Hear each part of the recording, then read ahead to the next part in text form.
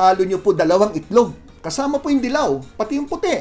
Huwag ka mag-alala, hindi naman tayo gagawa ng leche plan At hindi naman tayo kakain ng maraming itlog, no? So, ihahalo nyo po yon kasama yung oil, yung olive oil. Haluin nyo maigi. Ano tawag nyo ganon? Ano tawag nyo? Ano? Pakiano nga sa steer. Steer. Kasi kala ko may magsasabi, batiin okay. So, alam nyo na, yung iba sa inyo, madudumi isip di ba? Okay. So, yun po ang gagamitin nyo. Ipapahid nyo sa buhok nyo. Okay? Pahid nyo, buong buhok, at pati anit pwede. At ngayon balutin nyo ng konting cellophane, hayaan nyo lang po ng mga 15 to 30 minutes pwede. Then after that, banlawan nyo po. Pansinin nyo po.